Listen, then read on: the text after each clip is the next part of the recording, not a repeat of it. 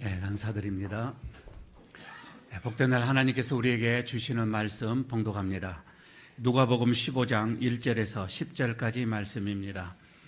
신약성경 120쪽, 121쪽이 되겠습니다. 누가복음 15장 1절에서 10절까지입니다. 제가 봉독합니다. 모든 세리와 죄인들이 말씀을 들으러 가까이 나오니 바리새인과 서기관들이 수군거려 이르되 이 사람이 죄인을 영접하고 음식을 같이 먹는다 하더라. 예수께서 그들에게 이 비유로 이르시되 너희 중에 어떤 사람이 양 100마리가 있는데 그 중에 하나를 잃으면 99마리를 들에 두고 그 잃은 것을 찾아내기까지 찾아다니지 아니하겠느냐? 또 찾아낸즉 즐거웠게 메고 집에 와서 그 벗과 이웃을 불러 모으고 말하되 나와 함께 즐기자. 나의 잃은 양을 찾아내었노라 하리라.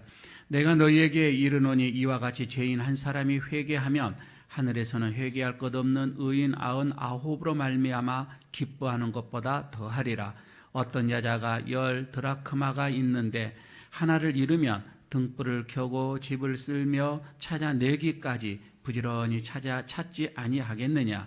또 찾아낸즉 벗과 이웃을 불러 모으고 말하되 나와 함께 즐기자. 이런 드라크마를 찾아내었노라 하리라. 내가 너희에게 이르노니 이와 같이 죄인 한 사람이 회개하면 하나님의 사자들 앞에 기쁨이 되느니라. 아멘. 우리 옆에 있는 분들과 인사 한번 나누고 말씀을 듣도록 하겠습니다. 한 주일 동안 평안하셨습니까? 인사하시고요. 말씀의 은혜 받으십시다. 인사하시기 바랍니다. 3층에 잘 들립니까? 이쪽 좀 보시기 바랍니다. 이쪽을 보시고 예배 드려 주시기 바랍니다. 감사합니다. 이 사진 한번 좀 볼까요? 여기 서울 마포구에 있는 합정동에 있죠. 절두산 공원이라고 하기도 하고요. 카톨릭 성지죠. 여기가 양화진이라고 하는 곳입니다. 지금이야 이렇게 잘 단장되어지고 좀 예쁘게 이렇게 되어 있지만 옛날에는 바로 밑에가 한강의 그 모래밭이었죠. 거기에서 수많은 천주교인들이 목이 잘려져 나가서 그래서 절두산이라고도 이름이 붙여지기도 했습니다. 참 많은 사람들이 순교를 해서 그들 기념하기 위해서 이곳에 이렇게 했는데 바로 그 옆에 경계선이죠. 여기는 수많은 무덤이 있는데 이 무덤들은 이제 천주교인들이 아니고 이거는 우리 개신교의 선교사들의 무덤이기도 합니다. 그래서 이거를 우리 개신교에서는 이곳을 잘 또 다듬어서 개신교의 성지라 또 이렇게 우리는 붙여서 많은 개신교인들이 여기를 방문을 하기도 하지요. 지금 여기에서 보면 167구의 묘가 이렇게 되어져 있는데 3분의 1 정도가 어린 아이들의 묘이기도 합니다. 대부분 그 앞에 이거 묘지 묘석에 이렇게 보면은 출생 연도하고 사망한 연도가 이렇게 기록이 되어져 있는데 이 아이들이 대부분 태어난 지 1년, 2년 안에 이렇게 죽은 이 아이들입니다. 모두가 다 우리나라에서 온지 또 이 전염병이랄지 풍토병이랄지 이런 걸로 인해서 아이들이 생명을 다 잃었고요. 어떤 그 묘비를 보게 되면은 출생 날짜하고 그리고 이 사망하는 날짜가 같아요. 그래서 태어날 때 바로 죽는 좀 그런 아이들도 선교사 자녀들도 있었고요. 또 보면은 아이들 이렇게 형제들이 같은 날에 죽은 그런 묘비도 이렇게 있습니다. 그런 묘비 가운데에서 정말 많은 묘비 가운데서 하나가 더 눈에 들어온 묘비가 하나가 또 있습니다. 이 묘비를 이렇게 가까이서 이렇게 보게 되면 이 캔드릭 선교사의 이 묘인데 물론 한글로 쓰여지지는 않습니다. 그 제일 위에 영어로 이렇게 기록이 되어져 있는데 뭐라고 이 묘비에 쓰여져 있느냐면은 나에게 1000개의 이 생명이 새로 주어진다 할지라도 나는 한국을 위해 바치리라 라고 하는 묘비에 이 글이 쓰여져 있습니다.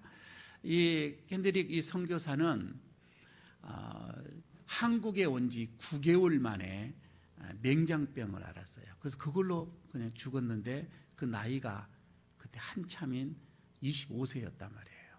25세의 나이로 한국에서 죽게 됩니다. 사실 이 선교사들은 대부분 우리나라에 온 선교사들은 부유한 나라에서 왔죠. 미국, 영국, 호주, 캐나다 이런 잘 사는 나라에서 이렇게 오게 되어졌는데 대부분 그때 당시에 그들이 거의 다 대학원을 졸업한 또 공부도 이렇게 잘 많이 했던 학벌 있는 그런 선교사들이었고요. 좋은 집안에, 좋은 학벌에, 그리고 좋은 가문에 그들이 이렇게 자랐지만 세계 지도에 그때 당시에 세계 지도에도 잘 나타나지 않는 이 대한민국, 이 한국이라고 하는 이 땅덩어리 와서 그들은 말없이 희생을 했던 사람들이죠. 자식을 잃었고요, 아내를 잃었고요, 그리고 자기 자신마저도 병으로 인해서 또 핍박으로 인해서 또 이렇게 죽어야만 했던 사람들입니다. 왜 그들이 이렇게 했을까? 사실 그들의 어떤 이 나라에서 사역을 했던 것 보면 놀라울 정도죠. 연세대학교랄지, 숭실대학교랄지, 세브란스 병원이랄지, 대광고등학교랄지, 경신고등학교랄지, 이루 말할 수 없는 학원 사업, 그리고 병원 사역을 이렇게 하면 지금 우리 모든 백성들이 거기에 많은 또 혜택을 또 누리고 있는 것은 사실입니다. 왜 그들이 선교를 위해서 이토록 헌신을 해야만 했을까? 생전 듣지도 보지도 못한 이런 사람들을 위해서 자신의 생명까지 그들이 드린 이 그들의 값진 희생이 무엇일까? 딱 하나입니다. 그게 예수님의 마음입니다. 예수님의 마음과 같은 그 마음을 품었던 자들이죠. 우리가 방금 지금 읽었던 누가복음 15장 1절에서 10절까지 읽었는데 누가복음 15장은 세 가지 비유로 구성이 되어져 있습니다. 먼저 잃은 양의 비유였고, 그 다음에 잃은 드라크마의 비유였고, 또 하나는 잃은 아들의 비유. 이 세 가지가 누가복음 15장을 하고 있는데 기록되어 있는데, 이 모두가 공통점이 뭐냐면 잃었던 것을 찾았다라고 하는 거예요. 잃은 것을 찾은 것. 그런데 이게 바로 예수님의 마음을 담고 있다고 하는 것입니다. 가만히 보십시오. 100마리의 양 중에서 한 마리 잃어버린 양을 찾기 위해서 불을 밝히고 산을 넘고 들을 헤매는 그 목자의 마음, 바로 이게 예수님, 주님의 마음이었다고 하는 것입니다. 드라크마, 한 드라크마, 물론 이 드라크마는 약혼자가 결혼을 증표로 인해서 주는 어떤 이 목걸이인데, 이 동전 10개로 만든 목걸이입니다. 이것을 잘 간직하여서 또 이 결혼을 준비하는 그런 과정인데, 이 10드라크마 중에서 한 드라크마를 잃어버렸다고 하는 것입니다. 목걸이 중 하나 빠져버린 거이죠. 이것을 찾기 위해서 등불을 밝히고 온 집안을 다 청소하는 이 여인의 이 마음, 그 하나를 찾고자 하는 그 마음, 이게 예수님의 마음이라고 하는 것이죠. 또 집을 나간 아들이 돌아오기를 문 밖에서 기다리는, 간절하게 기다리는 그 아버지의 마음, 그리고 돌아왔을 때에 그 즐거워하는 아버지의 그 마음, 바로 이게 우리 주님의 마음이라고 하는 것입니다. 오늘 이 주일 예배 여러분 참석하신 우리 모두가 다시 한번 우리 주님의 이 마음을 한번 더 우리들의 마음 속에 새겨지는 그런 시간이 되어지기를 바라겠습니다. 주님의 마음이 나의 마음이 되어지는 그런 복된 시간 되어지기를 축복합니다. 먼저 우리가 주님의 마음을 오늘 본문 속에서 찾아보는데, 첫 번째가 잃은 양을 찾고자 하는 이 진념의 마음입니다. 이 진념, 이게 우리 주님의 마음이라고 하는 것이지요. 4절을 한번 보시기를 바랍니다. 너희 중에 어떤 사람이 양 100마리가 있는데 그 중에 하나를 잃으면 99마리를 들에 두고 그 잃은 것을 찾아내기까지 찾아다니지 아니하겠느냐라고 이 질문 형식으로 이렇게 물고 있습니다. 여러분, 이거는 그때 당시에 이스라엘 백성들, 특히 이스라엘에 있는 이 목자들의 이 생활을 보면은 쉽게 좀 이해가 될 것 같습니다. 이 목자들은 그때 당시에 이 양이나 이 가축을 그냥 가축으로만 우리가 생각하는 가축 정도가 아닙니다. 그건 하나의 가족처럼 생각을 했습니다. 그래서 옛날에 이스라엘의 이 가옥, 이 집들을 보게 되어지면 이 원형처럼 이렇게 되어 있는데 거기 안에 바로 가축들도 같이 들어와서 생활을 같이 했습니다. 그래서 가족 같은 개념이에요. 한 마리의 양을 잃었다라고 하는 것은 가족을 잃은 거이고 자기 생명을 잃은 것처럼 그들은 그렇게 생각을 했던 것이지요. 그들이 낮에는 그래서 이 양무리들을 푸른 초장으로 또 물가로 그들을 그대로 인도해 가지요. 밤이 되어지면 울 안으로 들여내는데 울 안에 들여면서 기름을 다 발라줍니다. 행여 이 양들에게 무슨 팔이나 진드기가 있으면 어떻게 할 방법이 없이 죽게 되어집니다. 그래서 울 안으로 들어올 때 기름을 이렇게 바르는 것, 이게 바로 시편 1편에서 나오는 기름을 바른다고 하는 것이 그런 뜻이지요. 이러면서 양 한 마리 한 마리에 이 목자는 다 알고 있는 거예요.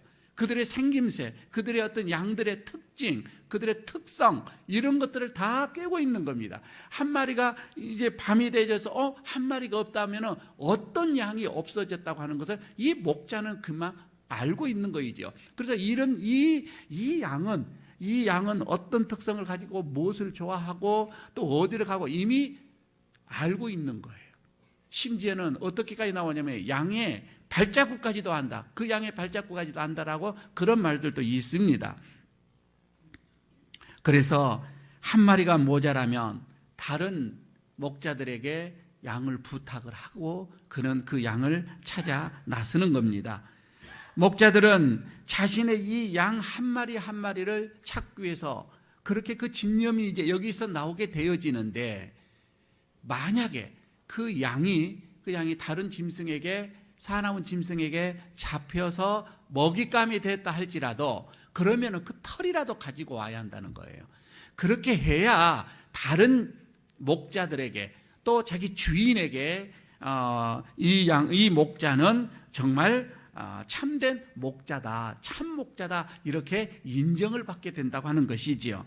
이와 같이 이런 양을 찾기 위한 이 목자의 이 집념, 바로 이 집념이 우리 성도들을 구원하기 위한 예수님의 집념, 이 마음이다 이 말입니다. 우리 예수님께서도 우리를 구원하시기 위하여서 사실 저 하늘의 영광을 버리고 이 땅에 오시지요. 천한다고 하지요. 말기 위로 오시는 겁니다. 죄악 많은 곳으로 이 땅에 오시는, 이거는 사랑의 그 위대한 집념이 아니고서는 이렇게 행할 수가 없는 것입니다. 또 목자는 양을 구하기 위하여서 무서운 들짐승과 더불어서 때로는 사투를 벌이기도 합니다. 마찬가지로 우리 주님 그렇습니다. 우리의 영혼을 구원하시기 위하여서 십자가에서 목숨을 바치면서 사단으로 통하여서 우리의 영혼을 구원해내신다 이 말입니다.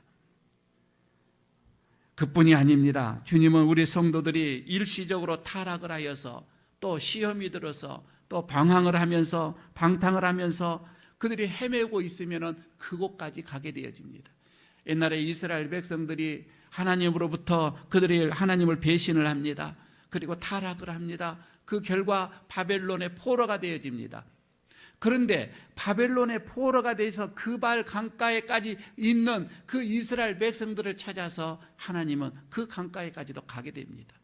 그리고 거기에서 에스겔 선지자를 세우고 이스라엘 민족들에게 희망의 예언을 에스겔로 통하여서 주게 되어지는 것을 우리는 보게 되지요. 그뿐이 아닙니다. 주님이 십자가에서 여러분 처참하게 돌아가실 때에 제자들 뿔뿔이 흩어집니다. 절망감에 그들이 사로잡혀서 그들은 흩어져 고향으로 내려가지요. 그런데 우리 주님 또 그 고향 갈릴리까지 먼저 가셔서 제자들을 기다리시는 그 주님을 우리는 잘 알고 있습니다. 여러분, 바로 이거입니다. 우리 성도들 정말 주님의 사랑, 주님의 그 집념, 이런 그 강한 집념이 있었기 때문에 우리 모두가 이렇게 주님을 섬기는 그런 자녀가 되어진 줄로 믿습니다. 오늘 여러분, 이런 목자, 그 한 마리를 잃은 양을 찾기까지 결단코 중단하지 않는, 쉬지 않는 이 목자의 이 마음이 주님의 마음임을 우리가 알고서 오늘도 지금 문 밖에 서서 집을 나간 영혼들이 돌아오기를 간절하게 기다리고 포기하지 않고 기다리시는 그 주님의 마음을 다시 한번 여러분 느껴보시기를 바랍니다. 한 통계에 보게 되어지면 꿀벌이 꿀을 모으는데 10g, 이 10g의 꿀을 모으기 위하여서 꽃송이 6만 꽃송이를 헤맨다고 합니다. 대단하지요. 그리고 한 스푼의 꿀을 만들기 위해서 그래서 벌이 36만 번을 왕복을 한다고 합니다. 한번 생각해 보시기를 바랍니다. 우리가 한 영혼을 전도하기 위해서 얼마만큼 우리가 반복해서 전도를 하고 있는지, 우리는 한두 번 하면 권면하다가 안 되면 포기해 버립니다. 한두 번 하다가 안 되면 우리는 의욕을 상실하고 맙니다. 그러나 그거는 주님의 마음이 아닌 것 같아요. 찾아내기까지 오늘 이렇게 얘기합니다. 찾아내기까지. 우리가 항상 힘쓸 것 바로 영혼을 구하는 일입니다. 여러분, 이게 주님의 마음입니다. 부끄럽습니까? 복음 전하는 것이 부끄럽습니까? 로마서 1장 16절에 말씀을 하고 있습니다. 내가 복음을 부끄러워하지 아니하나니 이 복음은 모든 믿는 자에게 구원을 주시는 하나님의 능력이 됨이니라. 여러분, 다시 한번 우리 주님의 마음, 한 영혼을 구원하고자 그 진념, 그 마음이 우리들의 마음이 되어지기를 바라겠습니다. 두 번째, 오늘 본문에서 다시 주님의 마음을 봅니다. 돌아온 이 죄인들, 그러니까 회개하고서 돌아온 죄인에게는 한량없는 은혜를 베푸시는데 그게 존귀하게 높이시는, 그게 우리 주님의 마음이라고 하는 겁니다. 5절에 보면 그 말씀이 명쾌하게 나와 있습니다. 또 찾아낸 적 즐거워 어깨에 메고라고 이렇게 말씀을 합니다. 찾았습니다. 그리고 즐거워서 어깨에 맸다 이 말입니다. 왜 목자는 이 양을 어깨에다 메고 돌아왔을까? 물론 그 양은 스스로 걸어올 수 없을 만큼의 기진맥진하였기 때문에 목자의 어깨에 메고 올 수밖에 없는 상황이다라고 이렇게 우리가 생각을 할 수 있습니다. 그러나 또 한 번 생각을 하면 여기서 목자는 즐거워했다 이 말입니다. 즐겁게 어깨에 맸다라고 표현을 하는 거이죠. 사실 그 양이 자기 스스로입니다. 자기 스스로 나갔습니다. 양떼 가운데 이탈하였습니다. 그런 양이 이제 목자의 어깨에 의지해서 돌아오는 이 모습을 한번 보시기를 바랍니다. 고집불통인 죄인들이 내 고집대로 내 마음대로 살겠노라고 주님의 곁을 떠납니다. 그리고 방황하기 시작합니다. 방탕한 삶을 삽니다. 그러나 내 자신의 힘으로는 더 이상 돌아올 수가 없어서 목자의 힘을 의지해서 돌아오는, 어떻게 보게 되면 애처롭지만은 또 승리의 어떤 이런 분위기를 여기서 볼 수가 있는 거이지요. 사람이 어깨에 무언가를 맸다, 어깨에다가 여기 무언가를 메고 온다라고 하는 것은 이 메었던 것을 굉장히 귀하게 생각한다라고 하는 뜻입니다. 소중하게 생각한다고 하는 거예요. 미국의 어느 잡지에서 기자가 우리나라에서 취재를 하면서 특이한 것 하나를 발견했는데, 농부가 이 소와 더불어서 하루 종일 쟁기를 갈고 일을 하는데 돌아올 때에 농부가 이 쟁기를 자기의 이 지게에다 메고 소를 앞에 끌고 오더라는 거입니다. 미국의 이 기자가 이거 보고서 이거를 충격으로 받아들인 거예요. 아니, 어떻게 쟁기를 저렇게 지고 오나? 다른 나라에서 보게 되면 소나 말이나 하루 종일 일을 시키고 집에 돌아올 때는 그 소나 말 위에다가, 등 위에다가 그 모든 짐을 다 지게 합니다. 때로는 사람 자기도 거기 등 위에 타고 오게 한다는 거예요. 그런데 한국의 농부만큼은 얼마나 말을 사랑하기에, 아니 이 소를 사랑하기에 저렇게 쟁기를 자기가 지고 오나, 이것을 취재를 해서 잡지에 실어 놨습니다. 여러분, 우리나라는요, 옛부터 소를 정말 귀하게 생각했어요. 그래서 우공이라고 이렇게 표현을 하기도 했지요. 그런데 오늘 본문을 보십시오. 목자는 한 걸음 더 앞에 나갑니다. 양을 아예 어깨에다가 맸습니다. 여러분, 양을 어깨에다가 맸다, 이건 무등을 태웠다 이 말입니다. 우리 부모님들 아이들 다 무등을 태웠잖아요. 아이들을 무등을 태웠다, 이런 거는 이 아이를 존귀하게 생각한다, 정말 귀하게 생각한다, 그런 표현이거든요. 그런 말씀입니다. 이처럼 우리 주님이 바로 그렇습니다. 회개한 죄인, 주님 앞으로 돌아온 이 한 영혼을 그렇게 존귀하게, 그렇게 귀하게 여긴다라고 하는 표현이에요. 한 사람이 내가 예수를 믿고자 돌아온 그 영혼을 보고서 우리 주님이 얼마나 기뻐하시냐는 거예요. 잃은 양을 찾은 목자가 그 양을 때리지 않습니다. 왜 네가 이렇게 곁길로 가고 내 말을 듣지 않고 이렇게 갔노? 책망하지 않습니다. 곁길로 갔노라고 그를 꾸지람하지 않습니다. 오히려 어깨에 메고 높여주는 이 목자, 바로 하나님이 그렇습니다. 여러분, 우리가 하나님께로 돌아오기만 하면 하나님께서는 우리의 과거의 모든 것을 묻지도 따지지도 않는다 이 말입니다. 우리를 존귀한 자로, 우리를 영광스럽게 높여주시겠다 이 말입니다. 일찍이 이 말씀을 하나님은 이사야를 통하여서 예언을 해 주었습니다. 이사야서 49장 22절에 그렇게 말을 하죠.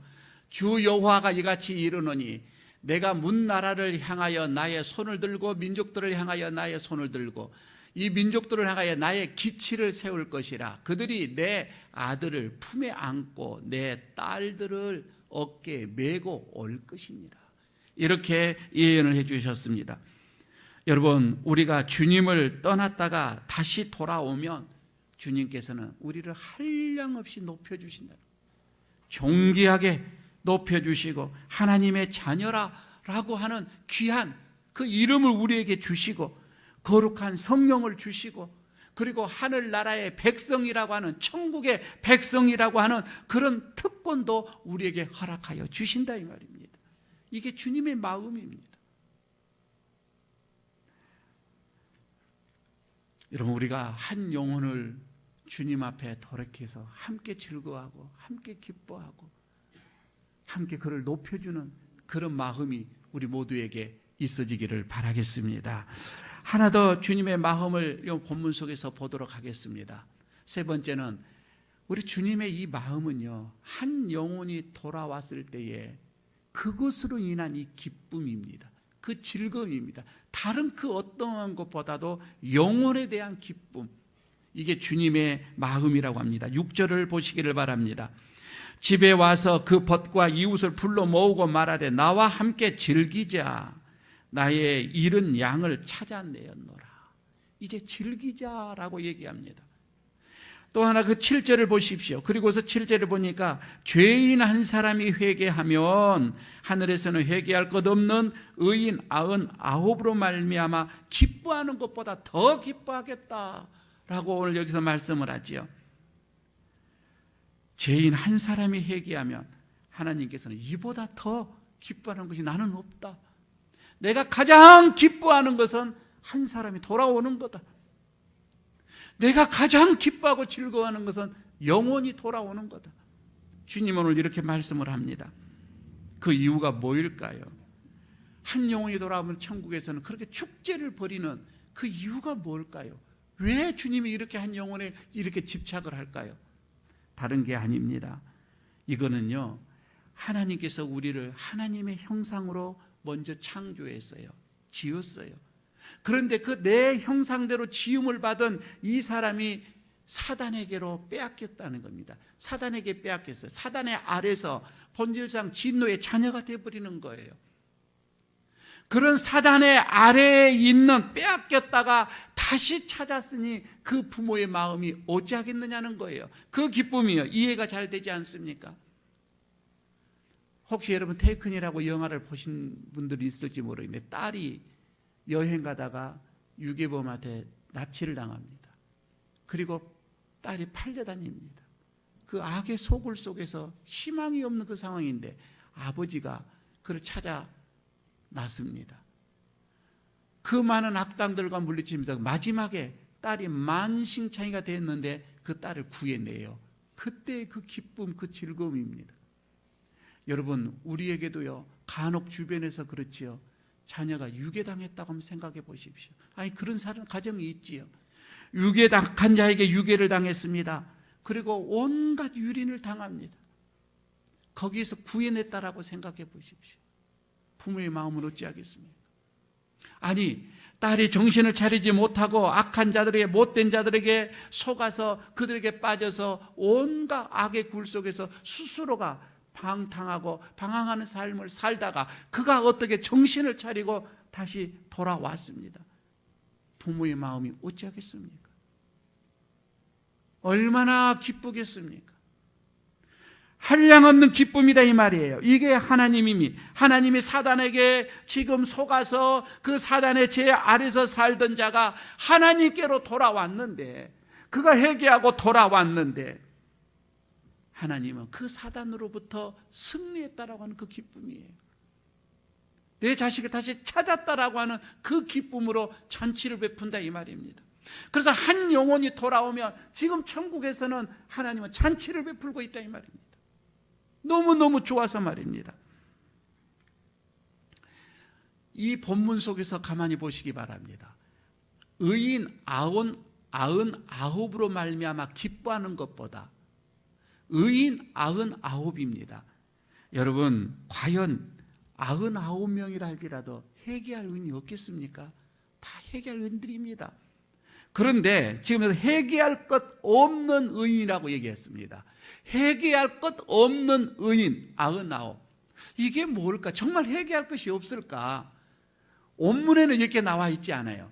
이 원문에는 뭐라고 나왔느냐면 회개할 것 없는 의인, 이게 아니라 회개할 필요가 없는 의인, 이렇게 되어져 있어요. 그러면 이해가 아주 쉬워집니다.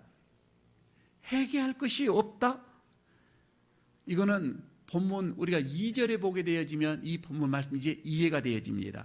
2절에 바리새인이 그렇습니다. 서기관들이 수군거립니다. 이 사람이 죄인들을 영접하고 음식을 같이 먹는다 하면서 그 속으로 비방을 하고 있는 거예요. 지금 여기서 나는 회개할 것이 없다라고 생각하는 바리새인들, 그리고 이 서기관들, 이 사람들을 지금 두고 예수님께서 하시는 말씀이에요. 나는 회개할 필요가 없다, 나는 의인이다 라고 생각하는 이런 사람들 99보다 한 사람이 주님 앞에 나와서 내가 주님을 믿겠습니다, 이제 내가 주님 날 주인으로 내가 섬기겠습니다, 이 한 사람을 더 주님께서는 기뻐하신다, 이렇게 말씀을 하고 있지요. 오늘 주님의 이 기쁜 마음을 한번 보시면서 다음 주입니다. 우리가 셋째 주 추수감사주일을 맞이합니다. 그러면서 우리는 행복 나눔 축제를 이제 준비를 합니다. 여기에서 말이에요, 우리가 이 추수감사절에 이 모든 만물 속에서 우리에게 많은 것을 허락해 주신, 그래서 이 추수를 우리가 생각하면서 하나님 앞에 감사를 드리지만, 여러분 또 한편으로 우리가 영혼의 추수도 한번 생각을 합시다. 한 사람의 영혼을 우리가 추수하여서 주님 앞에 올려드리는 이 추수감사절, 그래서 함께 이 행복을 나누는 이 축제, 이런 양을 찾는 여러분 그런 이번 추수감사절이 되어지기를 간절히 바라겠습니다. 그 무엇보다도 한 영혼이 돌아왔을 때에 여러분 그 추수감사절은 하나님께서는 더 큰 기쁨이요, 주님의 얼굴에는 웃음이 만발하지 않겠느냐 이 말씀이죠. 우리 주님, 우리가 이번 추수감사절 때 그래서 행복 나눔 축제로 통하여서 우리 주님을 좀 기쁘게 해드리는, 주님의 얼굴에 웃음이 만발하게 해드리는 그런 시간이 되어지기를 바라겠습니다. 그런데 말이에요, 지난 한 주간 동안 우리나라에 참 우리 모두가 참 슬픔에 빠진 슬픔의 사건 두 가지를 지난 한 주 동안 우리는 경험을 했습니다. 그 하나가, 한 사건이 이 사람입니다. 김주혁 씨, 참 잘생겼죠. 문 여자들의 마음을 녹였습니다. 한 여자는 10년 동안을 녹이고서도 결혼을 못했습니다. 갑자기 사고로 인해서 죽었습니다. 나이 45세. 아무리 생각해도 저보다 더 잘생겼잖아요. 그 아버지 때부터 유전자가 유별 났습니다. 김무생이었습니까? 아버지가? 그 어떤 이유로 인해서 사고를 당해 죽었는지 모르겠지만 그 타고 가는 차가 보통 차가 아니거든요. 2억 3억이 되는 벤츠였단 말입니다. 그런데도 저렇게 종이 조각이 돼버렸습니다. 그 자리에서 죽었습니다. 영국의 BBC의 방송국에서는 기자가 뭐라고 하냐면 한국은 슬픔에 빠졌다. 한국 백성들은, 한국 국민은 이 기사를 내보내면서 슬픔에 빠졌다. 이렇게 보도를 하기도 했습니다. 참 마음이 아프죠. 또 하나의 사건이 있죠. 얼마 전에 바로 옆에 이 창원, 이 터널, 거기에서 기름통을 싣고 가던 트럭이 전복이 당했습니다. 그래서 그 기름통이 다 불이 났지요. 그 기사가 76세 할아버지인데 그 자리에서 죽고, 무엇보다도 그 뒤 따라오는 차들이 거기에 기름통이 떨어져 나가는데 차가 다 홀라당 다 탔습니다. 지옥을 방불케 하는 순간이었지요. 4명이 죽고 8명이 부상을 입었다고 하는데, 더군다나 그 아픈 거는 이제 그 죽었던 그 여자 청년인데 그 기간제로 평생 고생하다가 갓 정직이 된 지가 3개월이었습니다. 이제 정식 직원 3개월 됐는데 그만 어머니의 차를 타고 가다가 이렇게 돼버렸습니다. 그런데 이런 사고들을 여러분 바라보면서 우리가 이 사고는 언제 어디에서 이렇게 일어나리라 예언된 것은 아니잖아요. 언제 일어날지 모르는 일이잖아요. 언제 어떻게 죽게 되리라고 하는 것을 모릅니다. 어떤 사고로 언제 어떻게 될지 우리는 내일을 모르고 살아간다 이 말입니다. 다시 말씀을 드리면 꼭 저 사람이 구원을 받아야 되고 꼭 저 사람이 전도를 우리가 해야 하는데 우리는 언젠가는 돌아오겠지, 언젠가는 믿게 되겠지 라고 여러분 우리가 막연하게 여러분 기다립니다. 그러다가 한순간에 여러분 이렇게 운명을 달리할 수도 있다 이 말입니다. 오늘 여러분 지금 우리가 이렇게 앉아서 하나님 앞에 기쁨의 예배를 드리고 내 마음의 신앙 믿음으로 인하여서 한량없이 이렇게 행복한 삶을 누릴 수 있는 그 이유는요, 이 앞에 누군가가 말할 수 없는 눈물의 기도가 있었습니다. 희생이 있었다 이 말입니다. 그런 헌신과 희생이 있었기 때문에 오늘 여러분 우리는 이렇게 지금 편안하게 예배를 드리고 있는 거예요.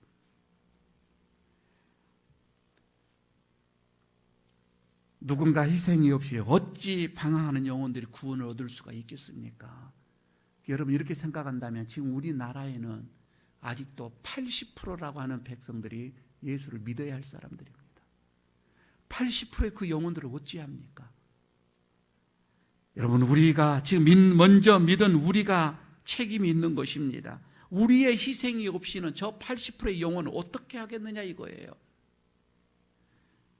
어찌 여러분 우리가 한가하게 시간을 보내고 한가하게 우리가 이렇게 그냥 앉아서 여기서 즐기고 말 것이 아니라 이 말입니다.